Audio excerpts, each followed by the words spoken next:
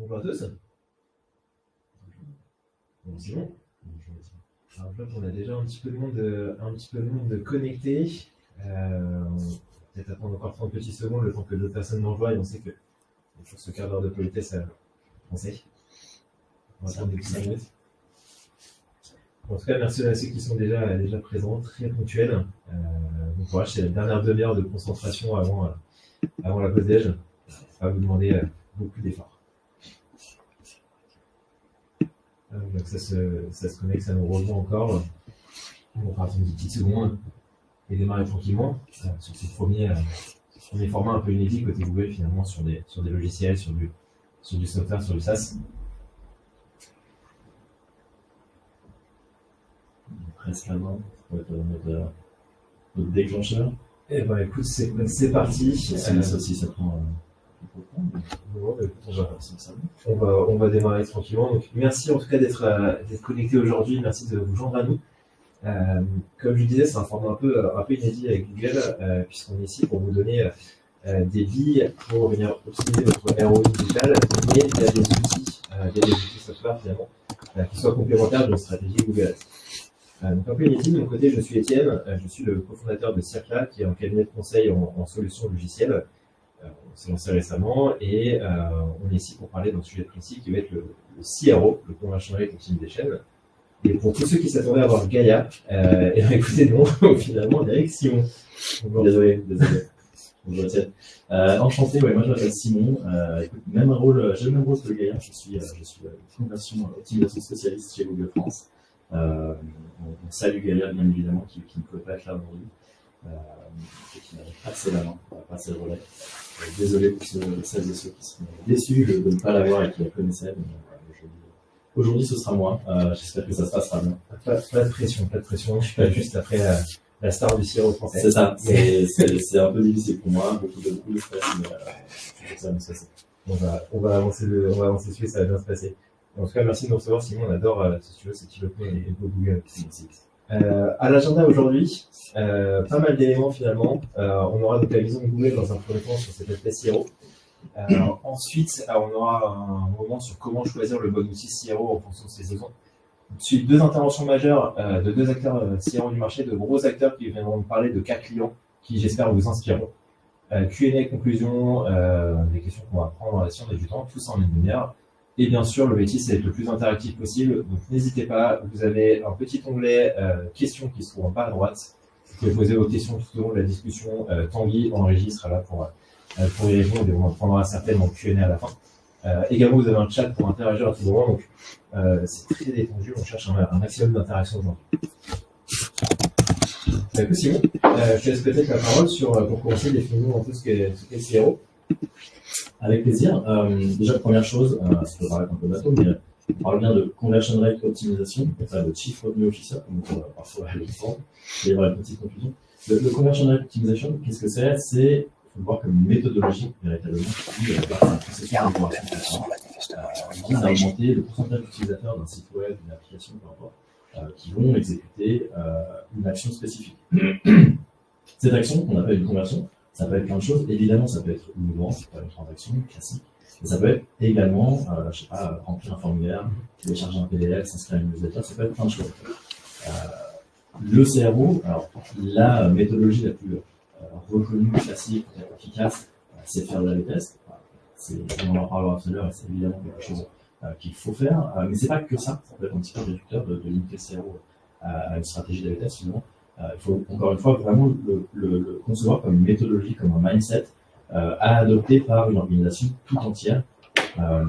Et donc, un mindset qui repose, si je dois faire des personnes, sur quatre grands principes que vous avez à l'écran.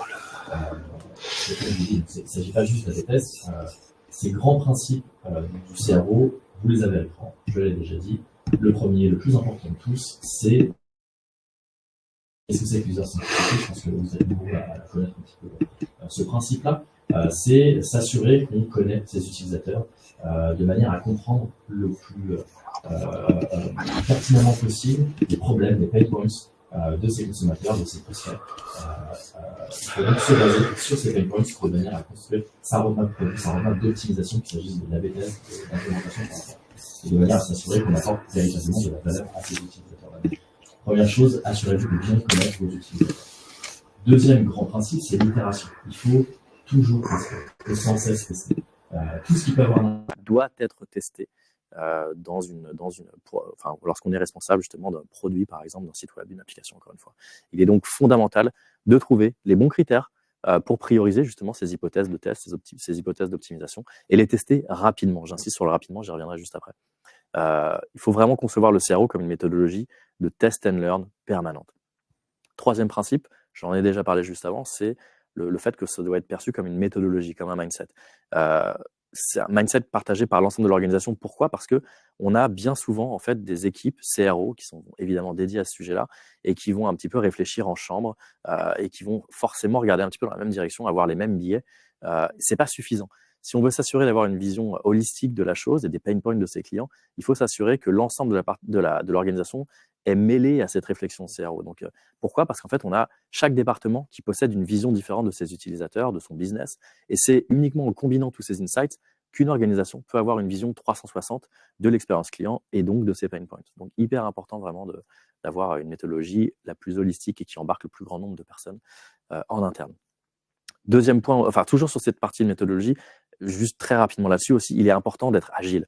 On ne peut pas se permettre d'avoir des roadmaps d'A/B test qui prennent 6 mois. On ne peut pas se dire, tiens, je vais faire un A/B test au mois de janvier, commencer à en parler au mois de janvier et voir qu'en fait cet A/B test, il est terminé, on commence à le monitorer l'été prochain. C'est juste absolument impossible. Donc il faut s'assurer que on teste petit et on teste vite de manière à ce que ce soit pertinent et qu'on puisse sans cesse se réinventer. Et dernier principe, je finirai là-dessus, c'est le fait d'être data-driven. Le CRO, ça se doit d'être basé sur de la data. Les données, elles sont évidemment au cœur du CRO. Il n'y a pas de place pour les opinions de chacun, pour des hypothèses d'optimisation sorties du chapeau. Il faut sans cesse que ça se base sur des données utilisateurs réelles et des données de qualité parce qu'elles sont évidemment essentielles pour identifier les différents domaines d'amélioration. Et ça, la donnée, je crois que ça va être un des gros enjeux 2024. On en parlait un petit peu avant le webinaire, mais qu'est-ce qui arrive du coup en 2024 et quel impact ça va avoir sur cette partie CRO? Ouais, effectivement, 2024, ça va vraiment être il va y avoir, je dirais, deux shifts de paradigme majeurs avec l'arrivée du Digital Marketing Act au printemps 2024. Je vais pas faire un cours théorique aujourd'hui sur ce que ça représente, mais forcément, ça va resserrer un petit peu le cadre juridique et en gros les contraintes qui vont s'imposer en fait à nous comme à nos annonceurs. Donc l'arrivée du DMA, c'est un premier shift majeur. Deuxième gros shift attendu depuis des années déjà par l'industrie, ça va être la fin des cookies tiers qui arrive quelque part au deuxième semestre 2024. Ces deux shifts-là font qu'en fait demain, la seule data disponible pour vous, annonceurs, partenaires, etc., sera la first party data. Et donc il est hyper important de anticiper ces deux shifts-là et de s'assurer qu'on a tout ce qu'il faut en place en termes d'outils, en termes d'expérience, de journey, de ce qu'on veut, pour collecter un maximum de first-party data et surtout les injecter ensuite derrière dans vos outils marketing pour continuer à être pertinent et à pousser les bonnes ads aux bonnes personnes au bon moment. Et finalement, j'ai l'impression que dans ce que tu dis, le CRO, ça va être important pour 3 typologies de personnes, d'acteurs. Ça va être important pour le client final, pour son expérience sur le site. Ça va être important pour la marque pour venir améliorer cette opération. Et puis évidemment, ça va être important aussi pour Google. Tout à fait, très bien résumé. Et pourquoi est-ce que c'est important pour Google ? Ça fait déjà plusieurs années, c'est un petit peu, je dirais même un mantra de Google d'avoir l'expérience utilisateur au cœur de notre stratégie. C'est vraiment une partie intégrante de ce qu'on appelle chez nous la Customer Ads Journey. Les stratégies d'acquisition, elles ne doivent pas s'arrêter au clic sur l'annonce. Évidemment, on a beaucoup de nos clients qui ont tendance à se focuser sur tout ce qui se passe pré-clic et c'est normal. Et on a beaucoup d'outils pour le faire et c'est évidemment extrêmement important. Mais il faut vraiment travailler son expérience post-clic avec la même attention que celle qu'on dédie à la création de ces campagnes. Les marques, elles dépensent beaucoup d'argent, je l'ai dit, pour amener du trafic qualifié sur les sites, sur les applications, etc. Mais on constate en fait aujourd'hui que les taux de rebond sur ces parcours-là, sur ces canaux payants, ils sont généralement plus élevés que sur les autres canaux. La plupart des utilisateurs SIA qui arrivent aujourd'hui, par exemple, sur une product page, on constate que les taux de rebond, si le produit ne leur convient pas, s'il manque des informations, si la page elle met trop de temps à se charger, les taux de rebond explosent simplement parce qu'ils sont là pour quelque chose de très précis, quelque chose qui doit être absolument fluide et que si ça ne l'est pas, il n'y a pas de temps pour la patience, particulièrement sur les utilisateurs mobiles qui ont un temps d'attention qui est encore plus moindre. Il est donc crucial d'avoir des landing pages et des funnels de qualité rapides et qui correspondent instantanément aux attentes des utilisateurs, des prospects. Et il faut bien garder aussi en tête le fait que avoir une bonne expérience utilisateur, avoir une vitesse de chargement pertinente, de qualité, ça va avoir un impact sur votre quality score et donc quelque part sur la visibilité de vos annonces. Il faut vraiment donc voir le CRO plutôt comme une suite logique de tous ces efforts marketing qu'on peut faire pré-click, post-click, vraiment comme une brique supplémentaire qui permet de boucler la boucle de ce Customer Ad Journey. Canon, bah écoute, merci pour tous ces précieux conseils. Et c'est vrai que on a pas mal tourné autour de différents sujets, notamment le sujet des outils, de aussi choisir le bon outil qui va être en adéquation avec sa stratégie Google, avec sa stratégie pré-click, et donc du coup on arrive à ce post-click. Nous, de notre côté, chez Circla, on a cette spécialité qui est d'accompagner sur des choix de logiciels qui peut être complémentaire du Google Ads, et notamment sur cet aspect CRO. Et ce qu'on a vu, c'est que, a priori, un parcours d'achat, ça semble simple. C'est-à-dire que qu'est-ce qu'on fait? On identifie ses besoins, on vient contacter un software, on fait un process d'achat avec lui, on négocie, on implémente la solution, et ça s'arrête là. Ouais. Sauf que ça, c'est sur le papier. La réalité, elle est bien plus complexe que ça. On en parlait tout à l'heure, tous les deux, et notamment sur ta précédente expérience, mais aujourd'hui, on travaille, on discute avec des directeurs marketing, des directeurs digitaux, qui parfois passent 140, 150 heures pour choisir le bon outil. Pourquoi? Parce qu'en fait, un process d'achat, c'est hyper compliqué en réalité. Il faut effectivement identifier son besoin. Il faut parler avec toutes les équipes en interne, faire intervenir des équipes légales, les équipes juridiques, avoir les bons stakeholders internes, faire venir des dizaines d'entreprises dans des logiciels de vente, faire du benchmark. Et tout ça, finalement, prend du temps. Et en plus, comme c'est pas son métier, finalement, un directeur digital, on lui demande pas de savoir acheter un outil. On lui demande simplement de réussir à avoir de l'attraction sur son site ou sur le digital. Bon, on se retrouve à perdre énormément de temps et d'énergie. Donc, nous, ce qu'on voulait mentionner sur cet aspect CRO, c'est un peu les 4 erreurs classiques qu'on a vues quand on fait un choix d'outil CRO. Et la première qui revient le plus, c'est souvent de choisir un produit qui soit mal calibré. En général, on se tourne assez facilement vers un leader du marché, vers la solution qui semble la plus complète en termes de fonctionnalité. Sauf qu'en réalité, quand on a besoin, je sais pas, juste d'une petite barque, on va pas forcément prendre un sous-marin nucléaire. Et c'est ce qu'on voit très fréquemment, c'est des personnes qui prennent un outil qui est trop calibré par rapport à leurs besoins. Souvent, ça vient principalement d'une problématique d'identification du besoin. Donc, il faut vraiment en amont se poser les bonnes questions. Est-ce que j'ai suffisamment de trafic pour faire de l'A/B test? Est-ce que j'ai suffisamment de trafic pour faire plus que de l'A/B test et faire des tests un peu en multivariable? Est-ce que mes équipes qui vont servir du produit sont suffisamment matures pour se servir d'un produit aussi? Et souvent, on peut simplement commencer par un produit un peu de base, finalement, une première solution, et ensuite passer sur une autre. Donc, il y a ce premier problème du produit mal calibré. Le deuxième souci qu'on voit beaucoup, c'est surtout au niveau du prix. C'est-à-dire qu'on a beaucoup d'entreprises qui vont choisir un logiciel et nous dire bah, j'ai fait une super négo, j'ai eu 5%. Ou bien j'ai eu un super prix, c'est le prix du marché, c'est génial. En réalité, il y a toujours des possibilités de négocier. Et surtout, ce qu'on oublie fréquemment, c'est que le coût du logiciel, c'est pas que le coût d'achat du logiciel. C'est le coût d'utilisation. C'est de former des équipes dessus. C'est de venir faire un onboarding dessus. C'est de venir le maintenir sur plusieurs années. Donc il y a tout ce coût caché qui fait qu'il faut vraiment réfléchir au prix et venir le négocier. Et ça, il y a plein de méthodes, on pourra en reparler ultérieurement, mais il y a beaucoup de méthodes de négo pour venir avoir le bon prix. Troisième élément, c'est l'effet un peu baguette magique dont on a parlé un peu plus tôt, mais c'est un outil, c'est pas magique. Et il y a beaucoup d'entreprises qui prennent un logiciel CRO et qui se disent bah, c'est génial, ça va résoudre tous mes problèmes. C'est bon, c'est réglé. C'est réglé. En réalité, pas du tout, parce qu'il faut justement l'utiliser correctement. Et un outil n'a de valeur que s'il est utilisé correctement. Il n'y a pas d'outil parfait, il y a simplement un outil parfait en fonction de vos besoins.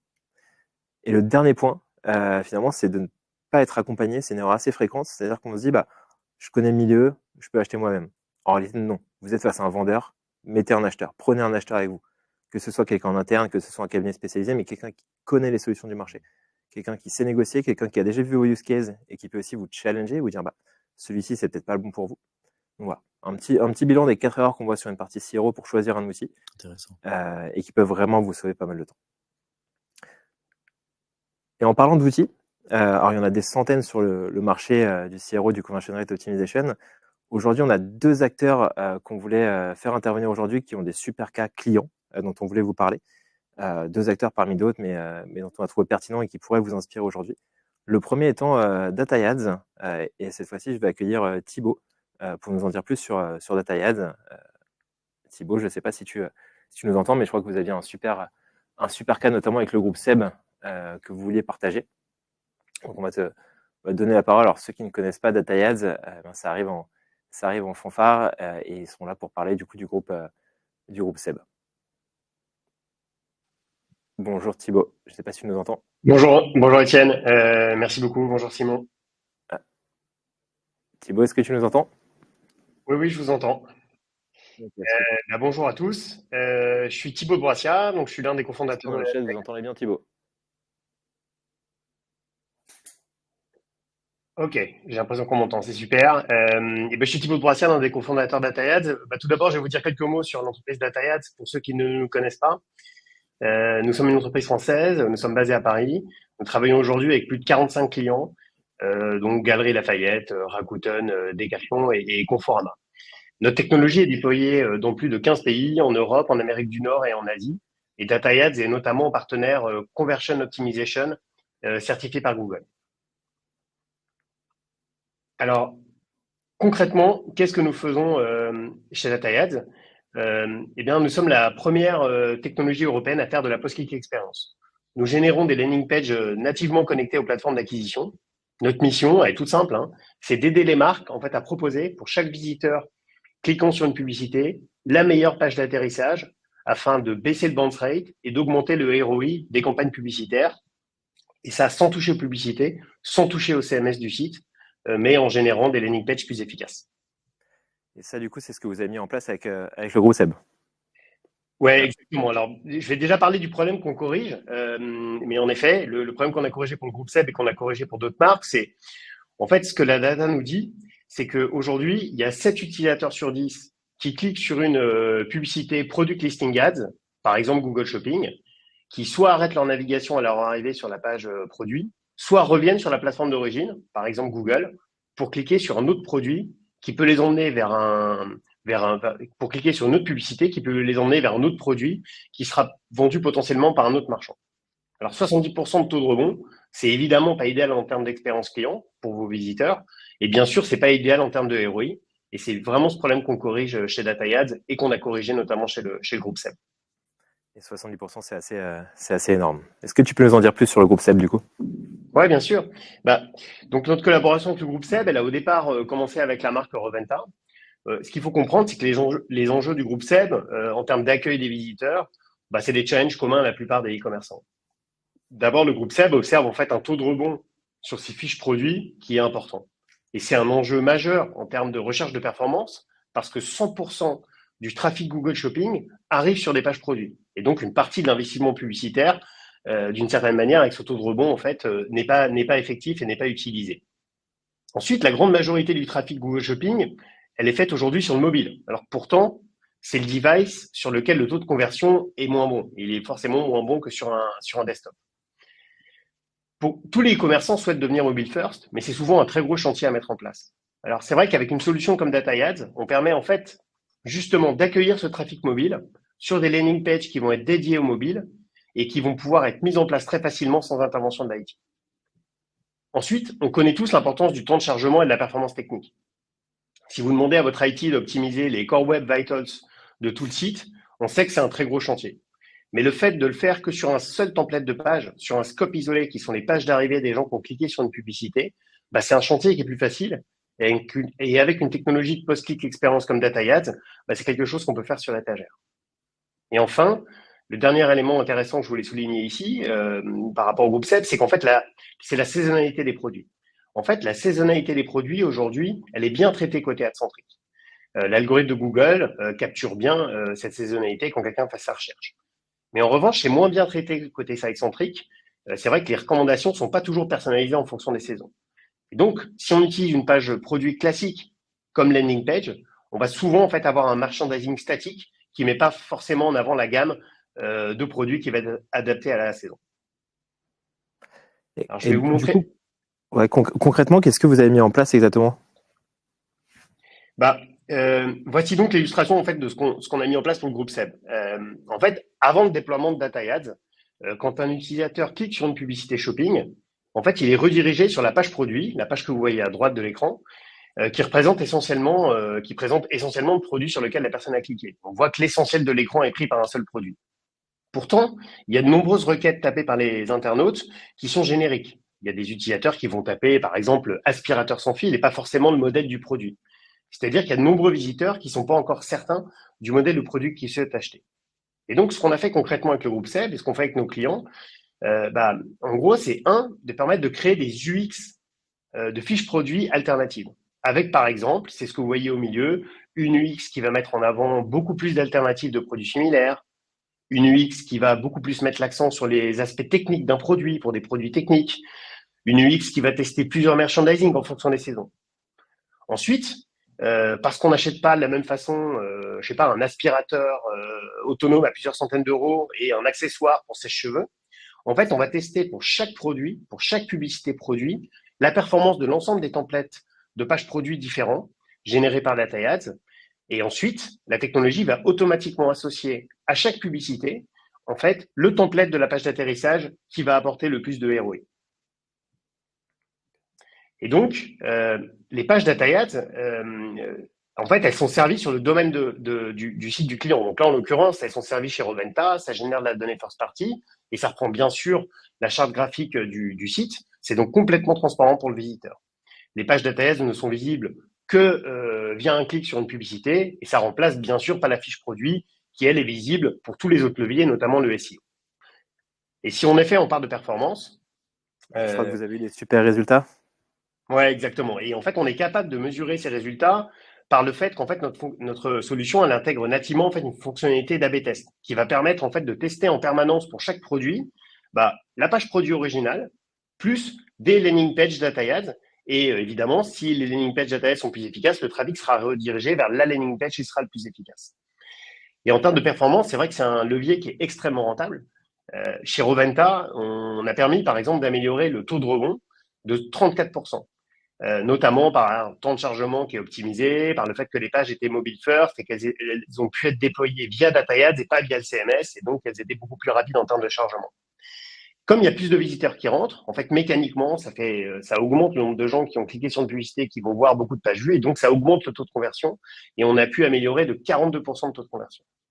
Mais le travail ne s'arrête pas là, parce qu'on a aussi pu travailler sur le merchandising pour maximiser le panier moyen, c'est-à-dire capitaliser en fait sur chaque visite qui vient d'une publicité pour mettre en avant l'assortiment de produits optimal pour maximiser le chiffre d'affaires. Donc, on a réussi à générer 17% de panier moyen. Et donc, si on combine en fait cette baisse du taux de rebond qui entraîne une amélioration du taux de conversion et une amélioration du panier moyen, on arrive en fait à 67% de revenus par utilisateur en plus pour les visiteurs qui sont passés par les pages Data Ads par rapport à ceux qui sont passés par la page produit originale. Donc, en résumé, en travaillant sa post-click expérience, on a été capable d'améliorer de 67% le ROS, le return on ad spend, avec le même budget média. Et ça, c'est vraiment un des principes de base. Avec des bons outils, finalement, on peut facilement venir augmenter ses résultats. Est-ce qu'en quelques secondes, tu peux nous parler des prochaines étapes avec le groupe SEB? Oui, bien sûr. Le gros avantage du déploiement d'une stratégie de post-click expérience, c'est que c'est plug and play, c'est déployé en quelques semaines et avec peu de bande passante du côté des équipes, et ce sont des projets qui sont très scalables. C'est-à-dire qu'une fois qu'on a pu déployer ça pour le groupe, pour la marque Roventa, en fait, on a pu, et c'est en cours, c'est déjà live avec le groupe SEB, on va déployer ça sur 3 autres marques, donc la marque Krups, la marque Moulinex et la marque Tefal, et en plus de l'étendre sur 5 pays. Et donc, en résumé, en fait, avec une solution comme Data Ads, on peut travailler les pages d'arrivée e-commerce pour optimiser les budgets médias. Et cette approche, elle est évidemment complémentaire avec l'utilisation d'un outil d'A/B test on-site comme Optimizely. Merci beaucoup Thibaut. Si vous avez des questions dans le chat, n'hésitez pas, c'est le moment de commenter et de faire vos questions auxquelles on répondra après. Deuxième cas, du coup, la transition a été très bien trouvée. On a Optimizely, qui est un des leaders mondiaux sur la partie CRO, qui est avec nous aujourd'hui pour nous parler notamment du cas Sky. Zina, est-ce que tu es avec nous? Ça va être ton tour du coup de prendre la main et de nous en dire plus sur ce super cas que vous avez eu avec le groupe Sky. Oui, je suis ici. Vous m'entendez bien? Super. Génial, ok. Alors, bonjour à tous. Moi, c'est Zina, Customer Success Manager chez Optimizely depuis maintenant près de 2 ans.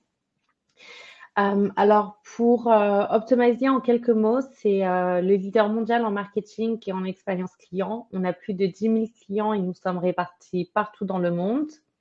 Nous proposons une suite d'outils très élargie pour B2C comme B2B, donc comme notre outil expérimentation web, mais aussi Feature Experimentation côté serveur, notre CMS, content management platform, etc. Et du coup, je crois qu'on est ici pour parler un peu plus du groupe SEB et des enjeux qu'il pouvait avoir. Est-ce que tu peux, du groupe SEB, pardon, de Sky, je suis resté sur le cas d'avant, mais Sky qui est du coup un géant du média avec des millions de consommateurs et est parti dans plein de pays différents. Est-ce que tu peux nous en parler un petit peu? Sky, oui. Alors effectivement, Sky, c'est une société européenne de médias et de divertissement qui ont plus de 24 millions de clients dans 6 pays. La problématique de Sky est qu'ils étaient justement présents dans ces plusieurs pays, sur plusieurs plateformes. Et avec 24 millions de clients, on a un gros enjeu d'unifier et d'améliorer l'expérience client à travers le monde, à travers toutes les plateformes, mais aussi d'améliorer cette rentabilité globale des équipes en interne. Alors, qu'est-ce que ça a été du coup la première étape pour vous et Sky? La première étape avec Sky, c'était de repenser leur méthodologie et la grosse nouveauté, ça avait été de créer un centre d'excellence numérique. Donc, avant de travailler avec Optimizely, Sky n'avait pas vraiment de culture d'expérimentation. Tout était piloté par l'intuition. Les données étaient silotées entre différentes équipes et ils implémentaient parfois des choses, des nouveautés sans les tester ou alors les tester a priori. Et donc, on a vraiment travaillé tous ensemble, dur pour mettre en place une nouvelle philosophie où on a une culture de test en continu qui est basée sur des données et dans laquelle toutes les équipes de Sky étaient impliquées. Et donc maintenant, tous les tests se font, on fait des tests en amont de toutes les décisions. C'est vraiment intégré dans tous les processus de l'entreprise et cela leur permet de réduire les coûts puisque tout se fait petit à petit et sans refonte massive de leurs produits comme ça avait été le cas auparavant.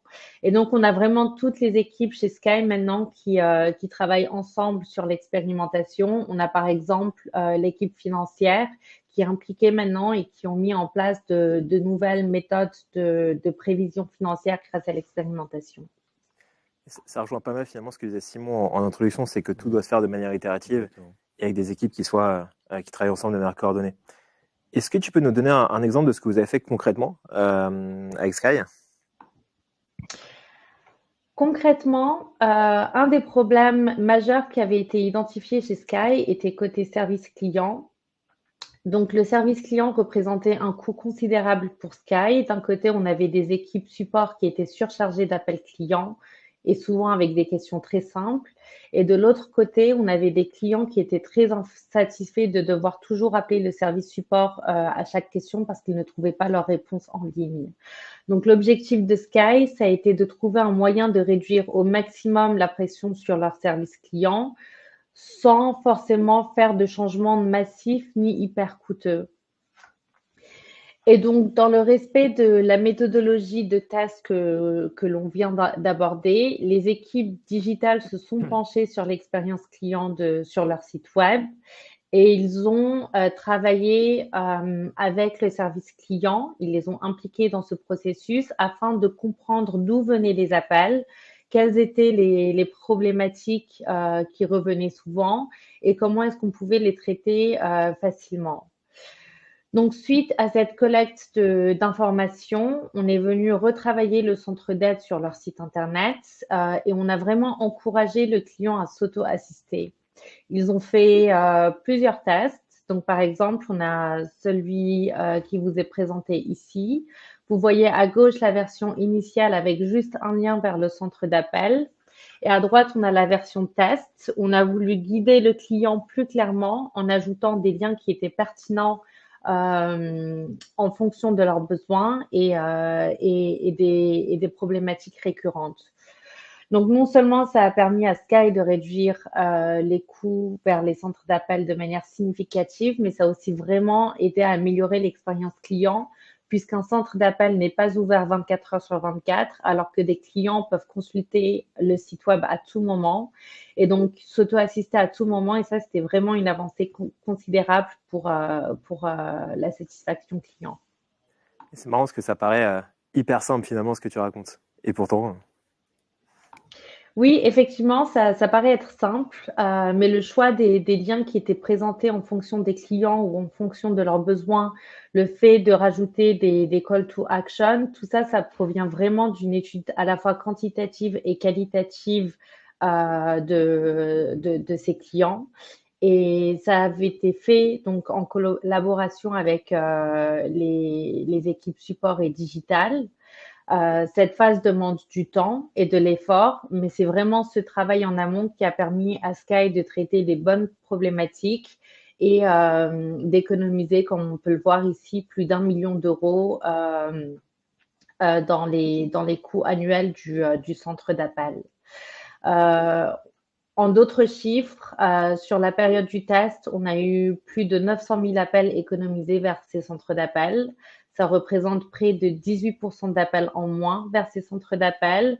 Et donc, encore une fois, ça a engendré plus d'1 million d'euros économisés, ce qui a un coût considérable. Et tout ça, c'était à partir d'un test a priori simple à mener, mais qui nécessitait vraiment ce travail de recherche et d'alignement des équipes en amont. Ouais, c'est hyper intéressant parce que finalement, ça reboucle un peu tout ce qu'on se dit, c'est que ils ont eu la chance de mettre en place des collaborations entre les équipes dont on parlait tout à l'heure, et tout le monde était d'ailleurs hyper content, je pense, de participer à ces tests, et en plus aidé par un support, par des équipes côté Optimazy qui ont l'expérience de ce genre de tests. Alors, je sais qu'on est déjà un peu au-delà du temps, mais du coup, Zina, est-ce que tu peux nous parler très rapidement de ce que vous êtes en train de mettre en place pour le futur avec Sky, si ça peut donner des idées à certaines personnes présentes aujourd'hui? Oui, bien sûr. Alors jusqu'ici, on parlait d'un canal qui est particulier, mais en réalité, on ne traite pas 24 millions de clients de la même manière. Donc sur cette slide, on a un aperçu des canaux différents chez Sky, leur site web, sky.com, l'application, les forums communautaires, le chatbot par exemple, qui fonctionnent tous de manière verticale et autonome. Et lorsqu'une équipe effectue des tests AB, ce qui compte pour cette équipe, c'est son propre domaine. Jusque-là, ils n'avaient pas forcément de perspective sur ce qui se passait avant ou après leur canal. Et donc, la vision future chez Sky, et on les accompagne là-dessus, c'est d'évoluer vers des expériences plus complexes en travaillant le funnel complet. Ils sont donc en train d'implémenter Optimizely Agent actuellement, qui est un de nos SDK qui leur permet d'obtenir une sorte d'identifiant universel qu'ils peuvent transmettre sur chacun de ces canaux pour commencer à effectuer des tests de bout en bout. Et ça leur permettra vraiment de créer des tests et des expériences spécifiques pour un parcours client qui est spécifique et ultra personnalisé. Parfait. Bah, écoute, merci beaucoup. On a eu la chance d'avoir deux cas très différents présentés et deux actions très différentes également. Alors on déborde, c'est la pause déj, donc on va vous prendre encore quelques petites minutes quand même pour répondre aux questions qui se sont posées. Tanguy, peut-être tu peux nous afficher les questions. Et je n'ai pas mes lunettes, donc si tu peux zoomer un petit peu, ou Simon, Écoute, ouais, je peux la lire. Ouais. Quel impact aura l'IA sur le CRO? Combien de temps? Alors, je commence par la première. Ouais. Quel impact aura l'IA sur le CRO? Effectivement, je dirais le buzzword de ces 5 prochaines années, probablement. C'est une bonne question. Forcément, c'est quelque chose qui nous revient assez souvent, particulièrement chez Google. Difficile d'y répondre. Je dirais qu'il y a deux parties. La première, c'est le temps que ça peut faire gagner.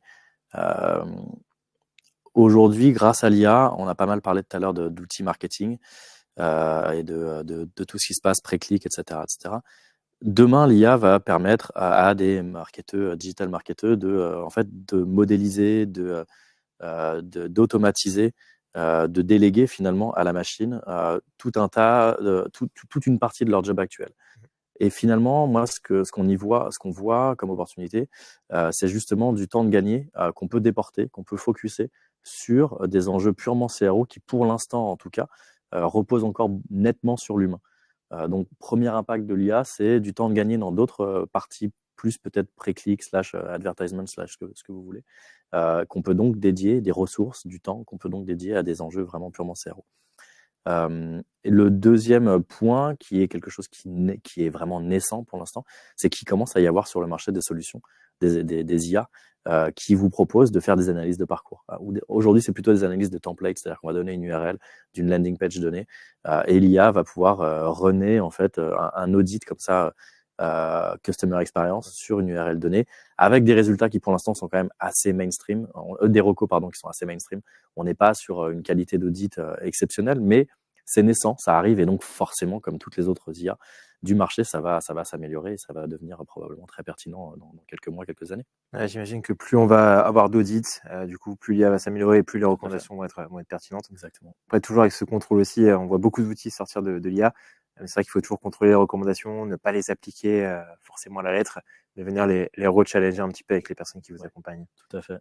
Alors, je vois une autre question de Mathieu. Merci pour le zoom, Tanguy. Quid de l'optimisation des process de checkout dans le e-commerce? Existe-t-il des solutions adaptées CRO pour le checkout? Alors, c'est une très bonne question. Et j'en discutais cette semaine justement avec une entreprise qui se lance dans le B2C et qui a besoin de mettre en place un funnel de vente. Et en réalité, ce qu'on s'est rendu compte, c'est que chaque visite sur un site internet doit être rentable. Ce qui veut dire que à partir du moment où une personne vient sur votre site, elle vous a déjà coûté de l'argent pour la création de votre site, pour le SEO, pour le SEA que vous allez faire. Et aujourd'hui, cette partie de checkout, au-delà du checkout, ce qui compte, c'est de récupérer au moins une information sur le client. On parlait de l'importance des first party data, mais si votre tunnel de vente, si votre checkout n'est pas parfaitement designé avec la récupération au plus tôt d'informations sur le client, telles qu'au moins l'adresse mail, un nom, un prénom, en fait, ce qui arrive derrière est mis en danger. Donc, au-delà de penser de checkout, je dirais qu'il faut penser funnel et venir rentabiliser au maximum chaque investissement et du coup venir collecter la donnée le plus tôt possible sur le client. Maintenant, des solutions précises sur la partie checkout dans l'e-commerce, pour répondre exactement à la question, il en existe. Il en existe plusieurs qui vont dépendre un peu de vos usages, qui vont dépendre de la typologie de votre client.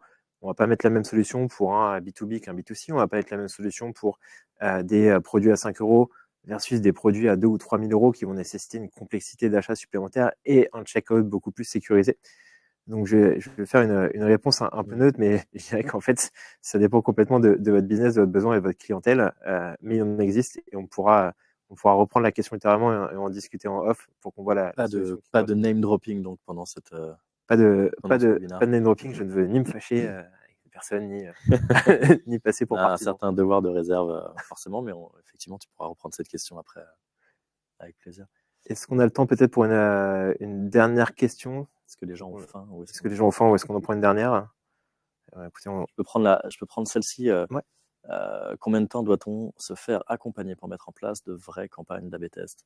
C'est une excellente question. Ça rejoint un petit peu l'un des points que je mentionnais en introduction sur cette espèce de mindset permanent de test and learn, etc.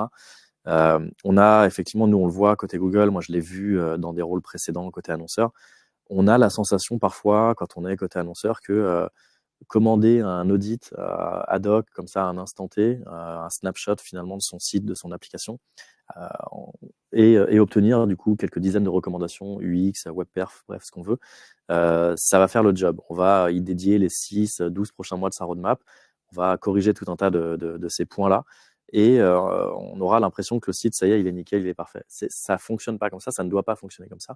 Un site, c'est vraiment quelque chose de vivant. Le web, les bonnes pratiques CRO, elles évoluent en permanence. Et donc, se dire que faire un audit par an, c'est suffisant pour être à la pointe de ce qui existe et de ce qui doit, de ce que doit être son expérience, c'est malheureusement pas suffisant. Donc, il n'y a pas de durée idéale. Moi, je dirais que vraiment la durée idéale, elle est permanente, elle est continue, l'accompagnement CRO. Et on le voit d'ailleurs chez nos partenaires qui ont monté des practices CRO pour accompagner leurs clients vraiment sur le long terme sur ces enjeux CRO. C'est ça la bonne approche. C'est vraiment se dire qu'on dédie X heures presque par jour à ces enjeux CRO de manière à sans cesse réfléchir à ce qu'on peut optimiser sur l'ensemble de son parcours, l'ensemble de ses templates. Il faut vraiment le voir s'inscrire vraiment dans le temps et pas comme un truc ad hoc qu'on fait une fois par an avant Noël pour s'assurer que tout est sec et que tout va bien. C'est généralement c'est généralement plus efficace de vraiment s'inscrire dans le temps, quitte à ce que le nombre d'heures, l'enveloppe que vous négociez avec votre partenaire soit limitée. Mais mieux vaut avoir des petites touches tout au long de l'année qu'un gros audit bien massif qu'on met des mois et des mois à corriger une fois par an. Et je vais compléter ça d'un point de vue outil, puisque comme je disais tout à l'heure, certains pensent un peu à l'effet baguette magique. Je prends un outil et c'est génial, je vais mettre mon A/B test en place le lendemain. En réalité, on compte environ, dans les grandes lignes, hein, mais ça va prendre environ 3 mois entre le moment où on a l'outil, on l'a choisi, on l'a acheté, et le moment où on va implémenter le premier test, puisqu'il y a un temps de formation sur l'outil, un temps de montée en compétences, un temps d'audit, un temps de réflexion sur le test, et ensuite seulement on peut vraiment démarrer ce test. Donc, quand on parle d'outils, nous, ce qu'on voit plutôt, c'est environ 3 mois. Par contre, quand on parle de process, comme on mentionnait avec Simon, là, à ce moment-là, effectivement, c'est plutôt du continu. Je vois qu'on a encore on va prendre peut-être une dernière question malgré tout.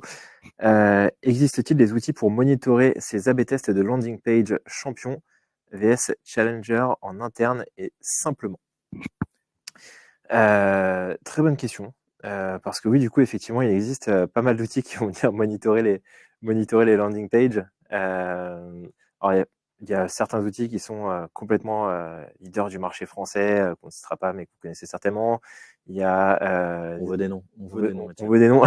Il faut en donner un ou deux, Non, sinon mais- je pense qu'on va avoir des problèmes. Pour venir faire de l'A/B test en France et venir un peu monitorer ces A/B tests, vous avez évidemment tout ce qui va être Chameleon, tout ce qui va être A/B Testy, qui sont les acteurs les plus connus du marché. Si on est sur de la post-click experience PLA uniquement, on peut avoir du Data.IS qui va faire le beau.